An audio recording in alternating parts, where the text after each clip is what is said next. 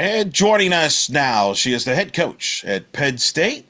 Good friend of the program. Is of course had led Penn State a couple years ago to the NCAA tournament. Looking to get back this year. I speak of Clarisa Crowell joining us here on In the Circle at D1 Softball. I like our annual get together here. How you doing?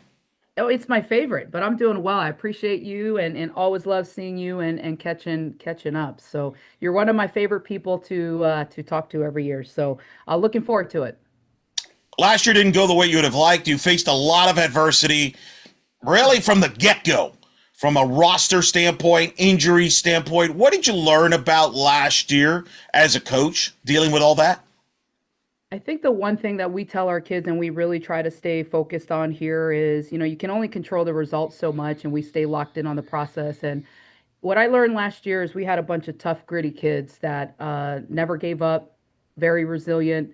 Were faced with adversity the entire year, as you said, but I think our kids learn how to fight. And yes, did result wise, did it go the way we wanted to go? It did not. But there was a lot of great things that came out of last year, right? So the toughness, the grit, and we had an incredible offense last year. I mean, we had one of the best offenses in the country, in my opinion. When you look at the statistics and look at the top 25 in doubles and in home runs, Penn State was up there. So yes, from a results standpoint, didn't go the way that we wanted to go, but when you have the best offensive season that your program's ever had, and you just see the way your kids played every single game and poured their hearts out, a lot of small wins that we were able to get out of last year, and I'm proud of last year's group.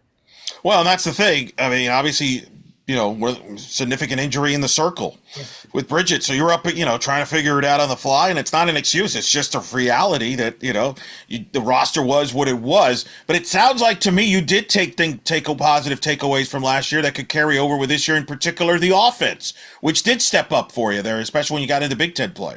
Right, absolutely, and it's obvious. Bridget, Bridget's healthy. We're going to the postseason, in my opinion. Right, in my opinion, she won us 23 games her freshman year.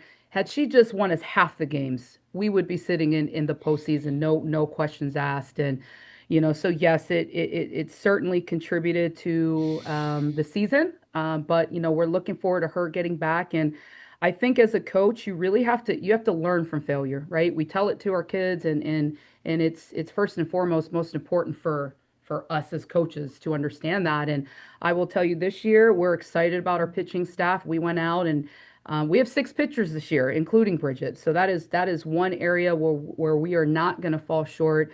Feel really good about what we've done in the circle, and so yeah. But if you look at least since I've been here, the previous years we've relied heavily on pitching and defense. Last year it was all right, offense. We got to figure this thing out, and they did. This year's team, we're really excited about it because I think what you're going to see is Penn State's going to be, we're going to be that team that's going to be well balanced, right? And it's not going to just be pitching or defense. It's not just going to be offense. It's going to be whatever side of the ball needs to step up and find a way to score one more run or not let one more run up. That's what we're going to do, right? So I feel very confident in saying that. I feel good about where our pitching and our defense is at, but I also feel good about where our offense is at as well. So I'm excited. It's going to be a great year for us. So you're a podcast pro at this. You're setting up the topics. I don't even have set you up. You're setting yourself up. I love it. We're just, next year, I don't even need to be on. I'll just Yeah. press record. You go. But so you mentioned the pitching staff. Yeah. That's going to be the most dominant question you're going to get asked between now and February, and probably one of the first of many. Right. So let me just start before we talk, Bridget. Let's talk about the depth in the arms. Yep. Was that something of was it a coincidence, or was that a subconscious effort as a result of what happened last year? Of hey, we need to just be deeper in the arms, so we're not so dependent on one or two arms, not Right. just because of injuries, but also to take it to the next level for the program. Right. Honestly, I think it's a mixture of both. We had gone into that year. We committed two freshman pitchers already. One's a utility type player.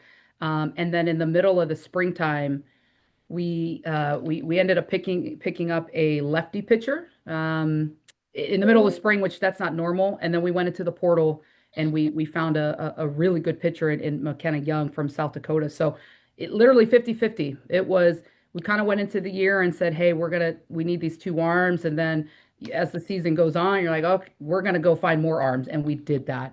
But again, the pitchers had a really good fall for us, and what's most exciting too is Bridget's coming back. So yeah, it's going to be a great season. And for me, to your question, right? I love talking about my kids and Penn State softball. So yeah, it's easy for me.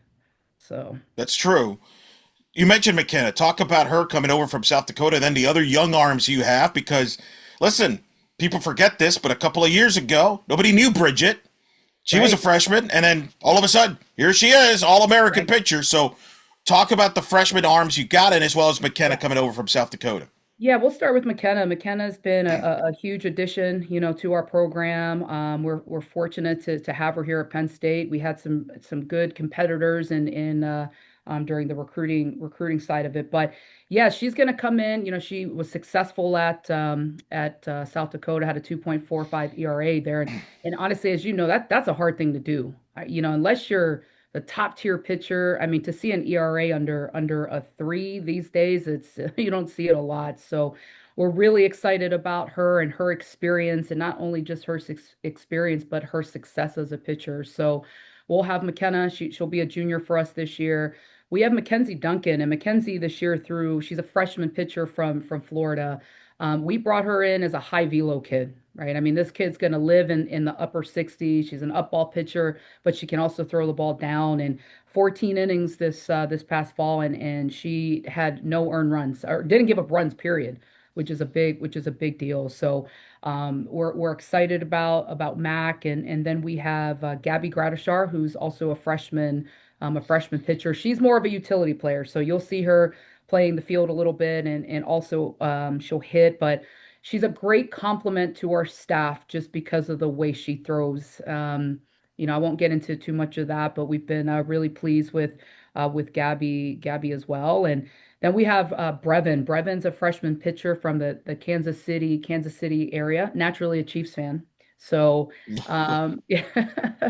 But yeah, Brevin's a lefty drop ball pitcher. So, we're excited about Brev and what she's going to be able to do to offset the righties that we have on staff. And I really want to talk about Abby Britton. And, Abby will be the first off, she's a great kid, so accountable, one of the hardest working kids that we have, intentional in her workouts. But, that kid didn't have the season that she would have wanted to have for, various reasons. But she goes home this summer and works her butt off and comes back. And I have been extremely impressed with Abby, right? That young lady basically said, I'm gonna go home and I'm gonna put in the work and I'm gonna get better, man. And she did. So we are really excited about, Abby, who is our sophomore pitcher this year. And for some pitchers, not every pitcher, and honestly, most they don't have Bridget's story where they come in and Sure. win really every award, top 10 finalists for freshman of the year. And some pitchers need a year under their belt, right? And that's what Abby needed. She just needed that experience. And yeah, we're going to rely on her heavily this year. And the 16 innings that she threw, she only gave up 1 run, so that's promising for her. And again, we've got Bridget. So the depth is there in the circle, and I feel really, really good about our pitching staff. Well, and it's a great example. I mean, from that standpoint, if you have health last year, she's probably not asked to do as much as she was asked to do, right? Sure, And thrown into the fire. And but in a lot of ways, though, adversity happens to everybody in life. So this is just softball in the big picture of life and things like that. So, what have you noticed from the returners from that standpoint of dealing with the adversity of last year and things not going their way, right. and overcoming that adversity? Because you're gonna once their softball careers are done, they're gonna probably deal with some adversity at some point in the real world. 100%. And we talk about that often, with our kids here at Penn State. It's not just about the lessons that we're learning in our sport. It's the lesson where I tell our kids all the time, we are so thankful for the lessons we learn out on the field and the things that we talk about because it's life lessons, right? So maybe it's adversity last year on the field, but in life out on the field, it doesn't matter. It's always how we respond. And you've heard me talk a lot. You follow me on social media, but that 1-0 mentality about winning moments every day, winning one game, taking it, not looking at big picture, that is literally what we are about. right? We know that if we need to get to where we want to get to, it's about we got to go 1-0 every day in practice, in training, right? And I think just that mindset that is embedded in the culture of our program here, our kids weren't really that phased. And from the outsider looking in, seeing the results, right? Our kids never, their commitment to what we did, their work ethic, it never wavered because of the results. If anything, they probably just tried a little bit too much more. But again, I think for us, we know that failure and adversity is a part of the game. It's a part of life, but how we respond to it is really what our kids stay focused on. So again, the ups and the downs of last year, we just found ways to get better. And I truly do think it was a hard year, absolutely, but I think our program is better for it. How's Bridget doing? That is a question you'll get asked a lot, but I'm not even just specifically talking about on the field, but I'm talking about off the field because I'm sure it was tough for her to not pitch because of the injury and and coming back from that injury. So there's a mental side of things. Right. And then do you have to protect her from herself to make sure she's not doing something she's, shouldn't be doing? Because athletes are competitors. You know this. You played. You want to get there as fast as you can Right. on the field and maybe and do as much as you can. But sometimes you got to take it a step at a time, which athlete we can't kind of comprehend there. So I guess it's a fully loaded question, but how is she doing not just from an on the field standpoint, but just overall as a person? Yeah, I think as well as an athlete can handle an injury and something as tough as Bridget went through last year, she has handled it, right? So again, adversity, how do we respond? And I truly do think Bridge has gone 1-0 on it. And I think the best, and I said this a lot, the best thing about Bridget is that she is a great teammate, right? So even though she was going through a lot of hard things, that young lady has found ways to really just stay centered on, focusing on our teammates. Okay, what can I do today to give back to my teammates and to this team? And I think that in itself, when an athlete in her situation can look and um, look outside of themselves and stay focused on their teammates, I do think it helps with their mentality and just staying engaged. And Bridget has done that every step of the way. But yeah, I think, I'd be lying if I said she hasn't had hard moments, but that's any athlete who gets hurt, right? But yeah, she's doing a great job. She's excited to get back, and we're certainly excited to have her back. Is that going to be emotional for her? February, get back in the circle, playing, or I don't know what you would describe the words. That's got to be. I mean, that's something that she's been thinking about. I'm sure for a long time to get to that point to be back in that competition, the middle of it, come February. Yeah, I mean, like any competitor, right? She's been out. I think if anything, she's going to be excited. And the one of the best attributes about Bridget is just her even keelness, Sure, right? So regardless of a good hard situation, easy, I mean, the kid has never really faced, but she's also never experienced anything like this. sure. But I will tell you, Bridget and I talk one day, and she's like, Coach, I'm just excited because now it's like sometimes people hit the sophomore slump. I'm just a brand new pitcher now, right? So again, it's what is the narrative that we're creating around a hard situation, and I think she's created the best and most positive narrative that she can create. So yeah, Bridge is she's working hard and like I said, looking forward to her coming back. Me too, because it was, I'm not going to lie, Coach, and your media availabilities last season, it got a little awkward at times. It was like the elephant in the room, because Yeah. it was only a matter of time somebody was going to ask you about it. Right. Like, And hey, I get it. I get it, right? It's I think it just shows the respect that people have for Bridget. So but you are certainly right. I got asked that a lot. But well, it's all good. It's all good. it's a good deal, and she's got to be excited. You mentioned the offense, a historic year last year offensively for your team, and of course, when you talk about your offense, it starts with Brooke and that historic year that she had. Just let's start with her, Brooke Clausewitz. What makes her such a great hitter? She's just first and foremost, and I can say this about all of our student athletes, but Brooke Clausewitz is an incredible kid with a relentless work ethic and actually Brooke just got voted team captain, which rightfully she's one of our captains, but just her mindset. I mean, everything you want to talk about tough, gritty, hardworking, like that is Brooke Clausewitz. And honestly, I think what happened after her freshman year, she was in and out of the lineup, goes down to Florida, right? Plays in the Florida League, and becomes the offensive player of the league for the year, which is huge because there's a lot of great hitters down there, and I think that just helped elevate her confidence, and I think she worked a lot on her mindset, right? It was one of those where I don't need to take 100 swings. Maybe sometimes I just need to not swing at all. But I just think her maturity level and her growth as from a mental standpoint, her mindset, it was incredible. I mean, she is a tough out. She and I were just talking last week, and I just told her, I'm like, I'm so glad you're on our team because as a pitching coach, I can't stand throwing to her in practice because there's not a lot of holes. And I think that's the other thing. She changed her approach. And before you throw her soft out or you throw her something low out, you're going to get her every time. And now she's learned, hey, I don't just have to hit pull side, right? Like I've got to make sure that I'm spraying the field. And so, yeah, and I think, I got to give a lot of credit to our hitting coach, Coach Adriana Baguetta. She's the Coach B, as we call her. She's done a fantastic job. And I think their relationship is really good. I think Coach has done a really good job of being able to get the absolute best out of Brooke, but Brooke's buy into what, we teach here at Penn State. So yeah, I could talk all day about Brooke, but I don't know. I know we don't have the time for that. So, Well, I but yeah, I'm mean, excited. I'm excited to see what Brooke's going to do this year. what was it about last year that broke through offensively? Was it just the recruiting paying off? Was it just the development? What was it that triggered this offense to take it to a different level? Again, got to give Coach B and Coach Misha, who was with us last year. They led the offense, right, and I think they just did an incredible job in Coach B in particular of developing our kids. But that is Penn State softball, right? When you look at the track record of what we've been able to do, the young kids transfer, they all develop in the program and they get better, right? You take a Haley Brunson who had an incredible year, transfer from Pitt, was with us her junior year, did okay for us, right? Last year, she's all Big Ten, all region. You take a Maddie Gordon, right?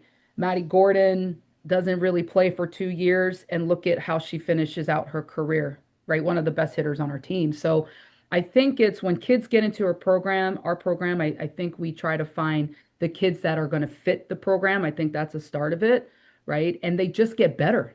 I mean, that's just the truth. That's just what we do. I think we've got buy-in here. I think our kids are locked in on the process, and I think that's a big part of it. And I think our kids just became confident. Like last year's group, I mean, we go down against Rutgers 6 runs, and it's like that's not a big deal for us because we're going to hit. So I think multiple factors, just great leadership with Coach B and Coach Misha, kids that are bought in and really locked in on the process and the development piece, right? Like we find ways to get kids to be the best version of themselves in everything that we do, including out on the field. So I think it's a big part of it. Now you did lose some talent We offensively, in did. particular Megan Riggs, Haley Brunson, and Maddie Gordon, who you mentioned. Sure. All three of them hit over 340 and drove in a lot of runs. You don't replace those type of players, but it does create opportunity. So, talk about the rest of the offense around Brooke, the returners, and then maybe some of the new faces or people that might step in those roles that are to fill in for Ricks and the Brunsons and the Gordons of the world. Right. So we've got Michaela Barbonente, right? Mick was she was our second baseman last year. And, she didn't have a bad year either. She hit around, right around the 300 mark, drove in about, I think it was 36 RBIs and was very good in our lineup. So, 2 years under her belt. Just another great kid who's just a hard worker, but, feel really good about what she's going to be able to do. And Natalie Lido, yes, we lost some key contributors, but we also have 6 kids who started last year returning, right? So trusting that these guys are going to step up and fill the shoes of the kids that we lost. But we've got Natalie Lido, who also had a great year for us and a tremendous outfielder, but the kid she can swing it too. So going to be looking at her. And I think Kaylee Walters. So Kaylee Walters, she is our starting shortstop. And that, yeah, she's a slapper, right? But man, she had such a productive fall for us. what I really like about her game is not only she's doing the short game, but man, she's finding ways to drive the gaps in the outfield and get the ball out there. So she's, I just have really liked what I've seen from her, and I think she's going to be a key for us offensively as well. And she's also going to be somebody who we're going to rely on to steal some bases for us. And Macy Chamberlain, so we've got two catchers that we'll be utilizing. Macy Chamberlain, who she unfortunately had a season-ending injury right around the start of Big Ten play, but she was hitting around 300 too. She's definitely a power hitter that we're going to have in our lineup. But between her and Maddie Seidel, who ended up being our starting catcher, we're expecting those kids to help us out a lot. And I mean, we've got great freshmen. Our freshman class, I have been extremely pleased with our freshmen. But so Kirsten Finarelli is a young lady that we brought in, a PA kid. So she's got a lot of Penn State pride in her already, but big power hitter from our state, Gabby Gratishar. So we got a lot of kids in the lineup that we feel we're probably going to need the production from more than three people, right, to pick up where we left off. But we feel very confident in the kids that are going to be in our starting lineup this year that they're going to be able to get the job done. The catcher position is another example of a Yeah, position that you got hit with injuries last year. yeah, That was not the design. I remember we were planned, but you ended up splitting those two, and now all of a sudden you have depth, right? right. So is that kind of the positives of all of last year's? You found players stepped up into different roles, and now that the ones that are back in particular have this role and experience, and now you have created more depth because of it for this year. Yeah, absolutely. I think again, it's what do we learn, and I feel good about the depth that we do have on our team this year in all different positions. And yes, the catcher that was a you know what, we figured it out though, and that's what we'll do here at Penn State. Right. We'll just figure it out. So Right, because listen, the casual fan and some media might say, "Oh, you lost Bridget" and all that, but you lost more than just Bridget to injury last year. That's the thing that's kind of a misconception there. Not to make excuse, it's just reality. You lost, right, injury had injuries to the catcher position. You lose Bridget. That's a huge for sure. significant to your pitching staff because everybody knows how valuable the catcher position is to a Yep. pitching staff. Yep. Oh, 100%. And our number one went down, and that was tough. But again, it's the one thing we talk about all the time here at Penn State is we don't make excuses, and we just, what, we've got to be adaptable, and we've got to go 1-0 against failure and figure it out. And again, I thought last year's group did that. But just with this year's group, actually one person that I should have mentioned, Kara Bonner is a transfer that we have from Towson, a lefty bat. So when we lost Megan Ricks, who also had an exceptional year for us last year, and actually the best she was only with us for 1 year, but had the best season she's ever had in her playing career, which was awesome to see. But when we lost her, we went into the portal, and we found Kara, and we're really excited too with what she's going to be able to do for us as well. So again, I mean, I think in short, we feel really good about the kids that we have in the program. I love this group. They've been a lot of fun to work with, and I think we're a talented group, and as is the case for every team in the country in every sport, it's if we can stay healthy, we're gonna be a scary team in the spring. Yeah, and unfortunately, your Commanders, Washington Commanders, are finding that out the Oh hard way this year. man, there it is. There's the plug. Hey, listen, I mean, it just is, right? But you probably can relate what Dan Quinn's going through this season with Jayden Daniels, some of the other injuries they've had on that roster. We'll get to that later. How do you feel about your defense? I feel really good about our defense. We actually had looking at just where our defense was last year versus just where we are this year. We're a stronger defense this year. Our fielding percentage just kind of doing some. Where were we at the end of fall last year with where we are now? I'm excited about the defense. We have a new defensive coach here, Coach Lauren Foster. She came from she actually spent 2 years with Coach Gasso with the national championship programs in 23 and 24. So we're really excited about her and what she's bringing. Just came to us though from UTA, but anyways, she's her knowledge of defense and just her passion and enthusiasm for for our defensive unit has been awesome. So, our kids are bought into her and what she's doing. But yeah, I think pitching and defense, we're gonna be in a much better spot this year for sure. Yeah, you mentioned, of course, bringing in Coach Foster, as you mentioned with Misha Yeah. moving on there. Yeah. But so how does that impact your staff overall? I can't imagine it's too much of a big impact overall. It's just some tweaks there as far as roles are concerned. Yeah, I think the biggest impact is just the personal connection that you have with that we all had with Misha, and Misha and I were connected just because we're both from Hawaii. So yes, there was certainly an impact when the news came out, and impact not only for us. And I think people forget the job. It's the X's and the O's, but it's the personal relationship that you have with people that I think was the biggest part of it. But I will say. Coach Foster has done a tremendous job coming in, and she's actually pretty similar to Coach Misha, and just how much she cares about our kids. She's passionate about our kids. She's here to make Penn State better.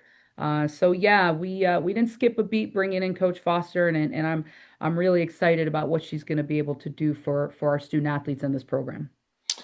Big Ten, historic year last year for many reasons. Obviously, with the new members, 8 bids into the NCAA tournament.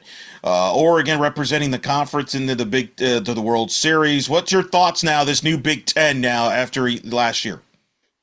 We didn't play everybody, right? So we didn't play UCLA, we didn't play Oregon, we just played Washington. But yeah, my thoughts are it's a great conference. It's one of the best conferences in the country. And, adding those three teams just, I think what it did for our conference, it just made us better.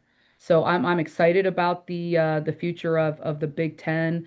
Thankful to just be able to work alongside of just a lot of elite level coaches, and I know that we're all here to make the Big Ten the best conference in the country. But yes, there's no games off, but I think what you see too, there's a lot of parity, right? You never know. I think you're seeing it right now in the NFL. So, right, like you really don't know. You really don't know, right? On any given day, any team can win, and I feel like our all of us coaches know that we've got to elevate our programs in order to elevate the Big Ten. So feel really good about where we are as a conference, and thankful to be a part of the Big Ten. NCAA softball committee announced this offseason that this upcoming year they're going to seed 32 Yeah. teams versus 16. Your reaction to that of going to 32 seeds now instead of 16?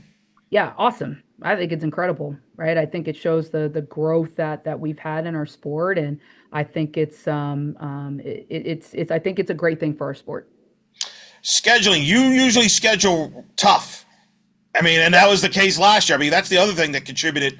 You're shorthanded, and oh, by the way, you didn't get. You have a tough schedule. I think you had maybe the toughest schedule of any Big Ten school, non-conference wise. I'll have to double check that, but nonetheless, I'm not. I know you're still working on all that, but can we expect? I'm assuming, based on your history here, no difference this upcoming year.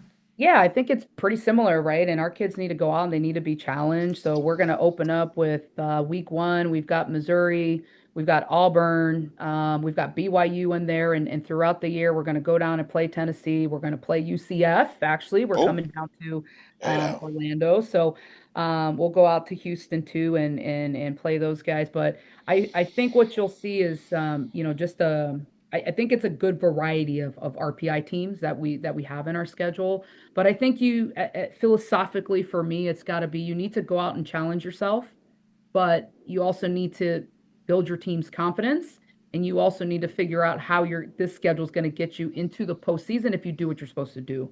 And I think our schedule that we've put together this year is going to be able to get us prepared for that. Now, well, that's good. I did not know about the UCF part. We'll have to talk about that Yeah, off the air there a little bit. yeah. That'll be exciting to get to see you in person. Uh, Now, we've talked in the years. You're a DC fan, Commanders. Tough year this year after a Absolutely. great year last year, injuries. I'm curious, as somebody who went through similar things, can you sympathize with Dan Quinn dealing with the injuries to the McLarens and the Jaden Daniel? Because you've gone through this. So Yeah. it's tough when it's some of this stuff's beyond your control that it is this year, like for Dan Quinn and the Commanders this year. For sure. Obviously I can empathize with what the Commanders are going through right now, especially after the incredible year that they had, right? But what I would tell Coach Quinn is I would tell Coach Quinn, Coach, let's figure out how to go 1-0 this on Monday. We have the Monday night game against the Kansas Chiefs. Yeah, an Arrowhead. Yeah. Yeah. But hey, here's the thing, Marcus Mariota, right? It's my guy from Hawaii. So we're gonna have all the belief and he's gonna be able to lead the Commanders because I don't think Jaden's gonna be able to play. Hopefully, yeah. So that's what I would tell Coach Quinn. Let's get the guys' morale up. Let's figure out how to go 1-0 every day in practice, and let's go 1-0 against the Kansas City Chiefs. Run So the football a little bit would help too. You know what I mean? Run the ball a little, balance out, help out Mariota a little bit there. yeah, defense could help too. You know, The Cowboys kind of put it on us, man. yeah, that was rough for you there. And now you got a player who's a Chiefs fan. So you're gonna have to hear about that too. Otherwise, I know, oh and we boy, just, yeah, I love it though because our kids, they're passionate about their sport teams. They're, the Phillies, whoever it is, Eagles, the Chiefs, the Yankees, right? sure. I love it though, and it's cool because we get to talk a lot about sports, but I think what I care a lot about is just the passion that they have for their sport teams. First and foremost, Penn State, but our kids love where they're from and they represent it by loving their sport team. So as somebody who is the same, I appreciate that about our student athletes. Now you've adapted yourself though to the PA, as you like to call it, Pennsylvania. I saw you on social media. I think you went to a Phillies playoff game. Is that right?